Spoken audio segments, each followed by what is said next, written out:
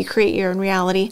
There are no circumstances and there are no limitations to that which you can create. But one thing that I really learned that helped me so much in manifesting him and transcending all circumstances. That was easy. Hey guys, this is video 5 in my series on how I manifested my specific person. I have something really fun to share with you guys here. If you haven't seen my other videos, I'm going to have that My Story playlist at the end of this video so you can watch the previous videos and the subsequent videos. This has to do with everyone as you pushed out and understanding the collaborative experience of that and how to understand that completely when it comes to a relationship dynamic and manifesting a specific person that you feel so connected to. And it just really seems to matter that they're outside of your body. You know what I mean? Like having that interaction, and there's so many things that happen, especially in like a very charged or very high love experience. You're having all of these mystical, magical experiences and revelations and growth and learning and evolution. And it's like, how are you just me? Because it doesn't seem that way. So I'm going to explain that in this video. Here is the mind part of it. I'm sorry, I'm just gonna say this was a total mind and I was like, oh my god, like everybody is experiencing this in a connection dynamic and like they don't know how to deal with this. So I'm gonna share this with you. So when you're connected to someone, when you have a connection with someone, and if you want to manifest a specific person, you probably have a connection to that person, which means that you start receiving all kinds of information about that person. You start to know like things about them. You can know what they know and you can feel what they feel. You know, you get a sense for that person when you have a connection with someone. It's normal for us to be connected to someone in such a way that like we start receiving emotional information about them. We know when they're sad. We know, what they're experiencing. We know when they lie, these kinds of things. But this can happen in a very extreme manner. And what happens to some people is you start receiving, and I'm going to explain this in terms of everyone as you pushed out, help you understand this, but I'm also going to help you understand like what the hell to do with this stuff when it happens. You start to receive negative emotions from them, negative emotions, negative stories, negativity from that direction. And then you, within this connection, start suffering more because of all that you're picking up on. And so, for instance, if they're sad, you're sad. If they're depressed, you're depressed. So here's how it works with everyone as you pushed out. What I'm saying in my words, I'm saying like you're picking up on them. That's incorrect. So here's the correct way to understand that. They are, everyone as you pushed out, so everyone is a manifestation of you. They are a projection of you.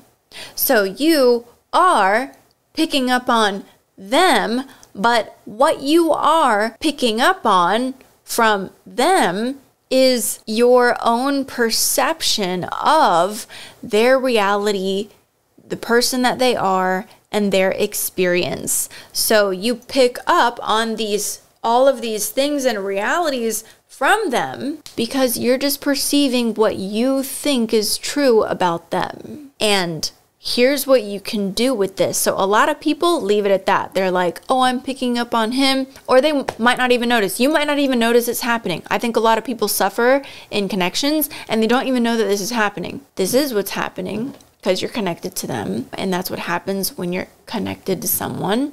It's teaching you something. So how is it teaching you something? It's throwing information at you. All of those emotions and perceptions and realities that are being thrown at you, that's information for you to learn from. I learned that not only am I picking up on my perceptions of him and it's nothing more, it's not like a reality over there really happening. It's just my perception of whatever reality is happening over there, which is completely in my hands. It's up to me to create and recreate and reconstruct and deliberately recreate. But also, that makes me a vibrational translator.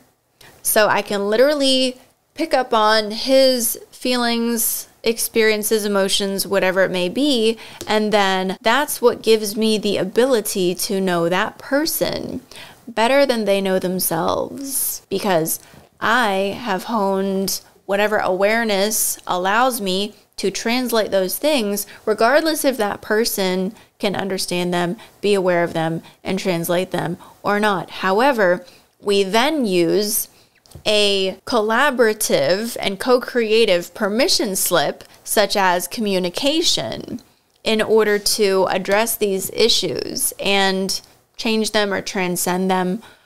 This is like really fun. Like, everyone is you pushed out, and so in a way it's like you don't need them for anything, and you don't need them, right? It's all you. But there's something really delicious about the co-creative experience. Obviously, that's why you want a person in your life. And so sometimes, it'll play out in this way. Like, you'll be able to hone information and then be aware of that information and then translate that information, decode that information, and have conversations about that. And it's this co-creative, like, healing that can occur, or this co-creative progression that can occur. This is a really, really nice and fun experience. But, you just don't want to get stuck at the level of getting stuck in negative emotions. So here's another way that I have been using this ability to translate energy or translate emotions, because a lot of people can't translate emotions. They either shut them off, or they shut them down, or they just ignore them. None of those things are good, because you're meant to grow, and you're ignoring the very inspiration to grow. You're ignoring the thing that is there to help you grow by, when you obtain the information from the emotion, it helps you understand how you need to be different or think different or what you need to do. So I always use the information that emotions give me. I decode them, I translate them, I use them to transcend, to change my stories, whatever it may be. But here's another thing that can happen in a dynamic, like a very connected, higher love dynamic. Well, if I'm picking up on his emotions, and if I am translating them, if I'm aware of them, if I'm more aware of them than he is, and if I can translate them and decode them, and if I can transcend them, then can I do all that for him? As in, like, he doesn't have to do it himself. I can do it myself for the both of us. And I was like, is that really a thing? But here's the thing. It is a thing, because they are you pushed out, and you decide what is there and what is not, and what is real and what is not. And if you decide that I pick up on this for the both of us, and I pick up on this for him, and I transcend it and understand it and decode it and, translate it and resolve it for this other person because I'm picking up on it, and I resolve it for us because I'm becoming aware of it, and it disappears from my reality. You can totally do that. That has been a wonderful discovery. And if you don't believe in everyone as you pushed out, then this whole thing is going to be a very tough pill to swallow. And you don't have to believe in everyone as you pushed out. I believe in it because I do it, and I see that it's real and that it works. And I would rather be manifesting people in my life with the knowledge that I am doing so that I can be deliberately creative about it and create as harmonious a world as possible, than the alternative, which would be to live with my head in the sand and not be very deliberate and blame everybody else for everything that they're doing and call it free will. I create my own reality. There are no limitations to that. You create your own reality. There are no circumstances, and there are no limitations to that which you can create. Discovering that in my relationship has been a very, very nice little permission slip for me to transcend things. Now, I noticed that seeing it in this way also sort of allows me to reconstruct my inner reality in a way that is much, much, much more peaceful. So it's kind of like I'm not doing it for this person and then like waiting for a result. I'm kind of like in the process of just realizing that I don't have to worry about this person at all because I'm doing it all and I'm doing it for both of us. It just gives me like a greater sense of peace. And when you're aligned, everything's going to align. But one thing that I really, really learned that helped me so much in manifesting him and transcending all circumstances. Every single story can be changed. Every single perspective on a story can be changed. Every single fear and circumstance, you gotta keep in mind, there is always a different way to see things. And the way that you are seeing things is just one option out of an infinite number of options. So I would use this to my advantage, where I would be like, oh, there's a story. There's an idea, there's a perspective, there's a belief, something that I feel like is very real and solid. There's something that doesn't fit with what I want.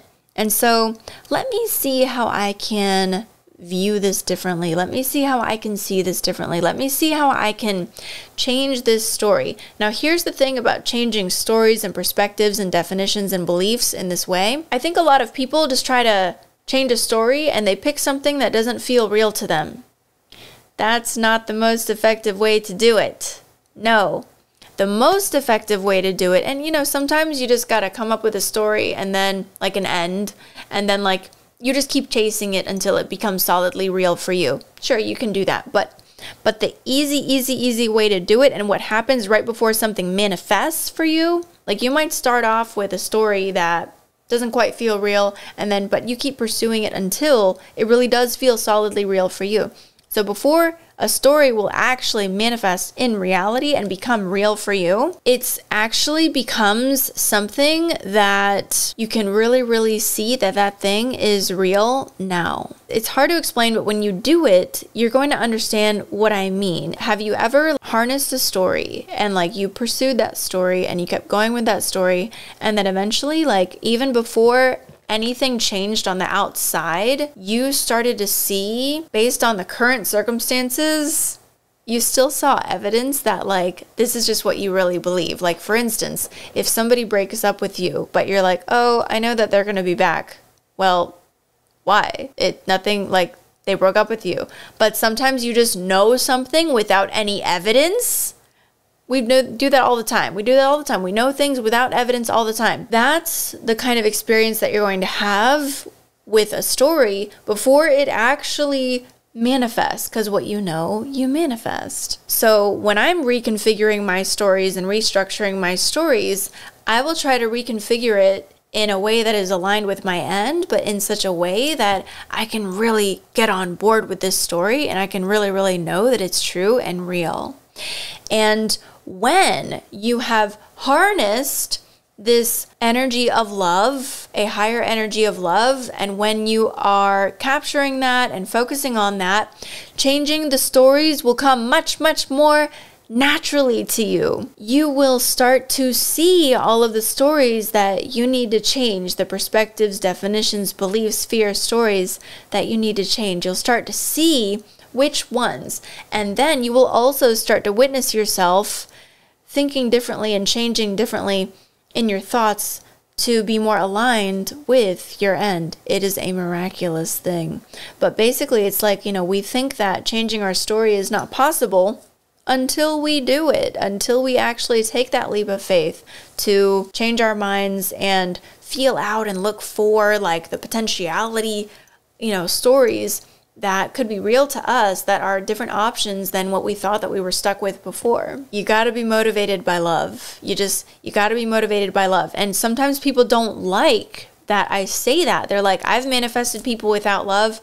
Yeah, I've manifested people without love too. Guess what? It's not satisfying on a long-term basis, and you don't actually end up with what you want. And that's why there's so many like divorce rates and all that kind of stuff. And I address that in part 2 of the series. If you like this video, make sure that you click the like button, subscribe, hit that bell so that you know every time that I'm coming out with a new video. If you want to join the Manifesting University to get 3 months of bonus content immediately when you join today, that's where I put all of the step-by-step, in-depth teachings on all of these things that I discovered along my way. Those links are in the description below. I will see ya in the next video.